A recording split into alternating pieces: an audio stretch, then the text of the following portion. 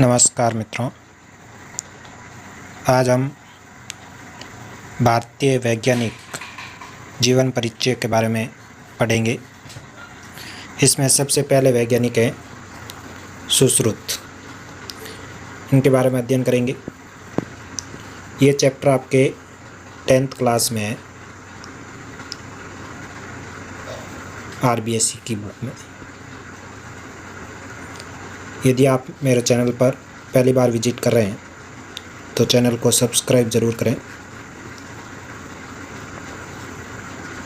अब अपन सुश्रुत के बारे में अध्ययन करेंगे और मैं पॉइंट वाइज आपको बताऊंगा और पॉइंट वाइज ही आपको पूरा अध्ययन करना है और साथ साथ लिखते जाना है, जिससे आपको ये चैप्टर कभी याद हो सकता है। देखते हैं सुश्रुत के बारे में। सुश्रुत का जन्म है वो 600 ईसा पूर्व हुआ था।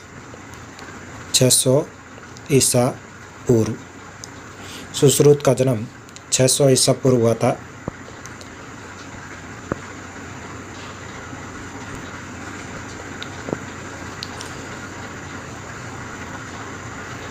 सुश्रुत ने सर्वप्रथम शल्य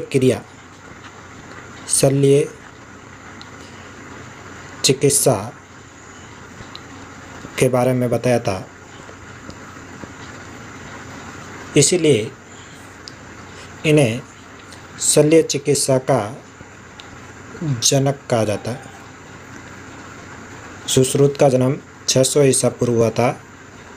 शल्य चिकित्सा का सबसे पहले अध्ययन सुश्रुत ने किया था, इसीलिए इन्हें शल्य चिकित्सा का जनक कहा जाता है।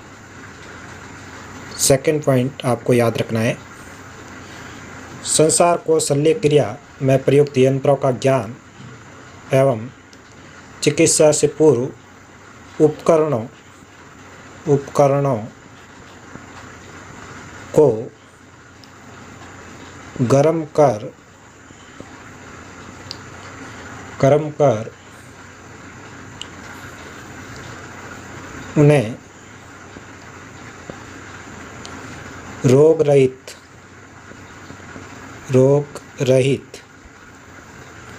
करने की विधि सबसे पहले सुश्रुत ने बताई थी। सुश्रुत द्वारा रचित ग्रंथ सुश्रुत संहिता है। सुश्रुत द्वारा रचित ग्रंथ सुश्रुत संहिता है। सुश्रुत ने जो ग्रंथ रचा उसका नाम क्या है? सुश्रुत संहिता। नेक्स्ट देखते हैं इसके बारे में। इन्होंने सबसे पहले प्लास्टिक सर्जरी की थी, इसलिए इन्हें प्लास्टिक सर्जरी का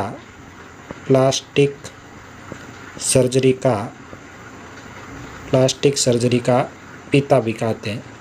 प्लास्टिक सर्जरी का पिता कहते हैं। प्लास्टिक सर्जरी का पिता। हमने देखा कि सुश्रुत का जन्म 600 ईसा पूर्व हुआ। इन्होंने शल्य चिकित्सा के बारे में सबसे पहले बताया, इसलिए इसे शल्य चिकित्सा का जनक कहते हैं।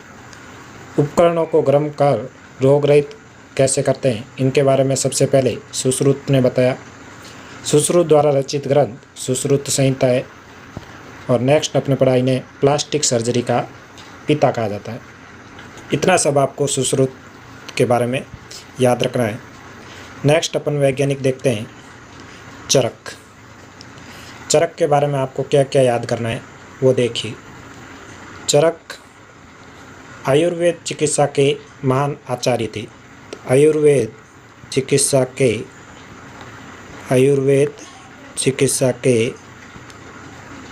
महान आचार्य थे। आयुर्वेद चिकित्सा के महान आचार्य थे। इन्होंने पाचन, उपापचय और शरीर प्रतिरक्षा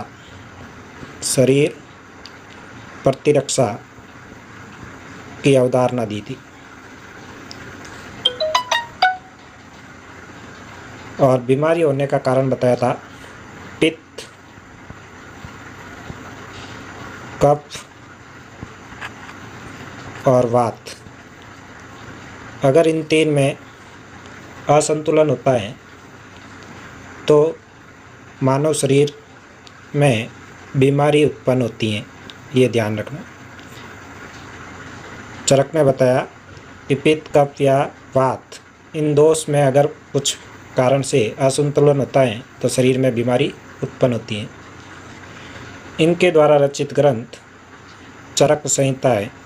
चरक संहिता, इन्होंने जो ग्रंथ रचा था उनका नाम है चरक संहिता। ये संस्कृत का प्राचीनतम ग्रंथ है। संस्कृत का प्राचीनतम ग्रंथ है। प्राचीनतम ग्रंथ, ये ध्यान रखना है।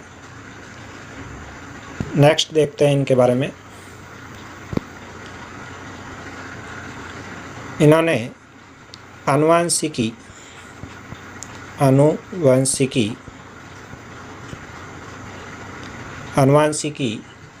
के मूल सिद्धांतों को सबसे पहले बताया था। मूल सिद्धांतों को सबसे पहले बताया था। मूल सिद्धांतों को सबसे पहले बताया था।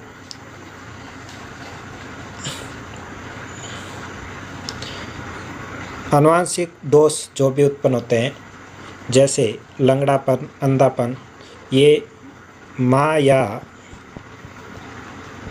पिता में किसी अभाव के कारण उत्पन्न होते हैं। किसी अभाव के कारण उत्पन्न होते हैं, ये भी चरक ने सबसे पहले बताया था। और एक बात इन्होंने और बताई थी, हृदय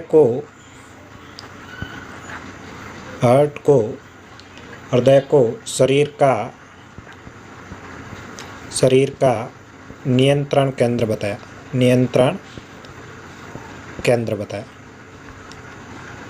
नियंत्रण केंद्र, शरीर को कंट्रोल करने वाला कार्य हृदय करता है, ये सबसे पहले चरक ने बताया था। नेक्स्ट बात इन्होंने इनके ऊपर ही है, वे पीड़ित जनता का इलाज तथा शिक्षा देने के लिए दूर दूर तक पैदल चलते थे, इसलिए इन्हें लोग चरक के नाम से पुकारते थे। तो ये बातें चरक में आपको याद रखनी है। एक बार रिपीट कर देते हैं।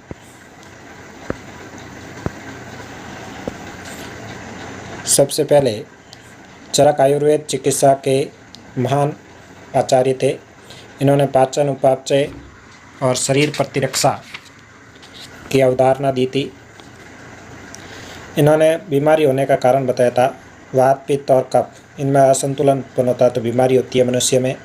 चरक संहिता चरक के द्वारा रचित है और ये संस्कृत का प्राचीनतम ग्रंथ है।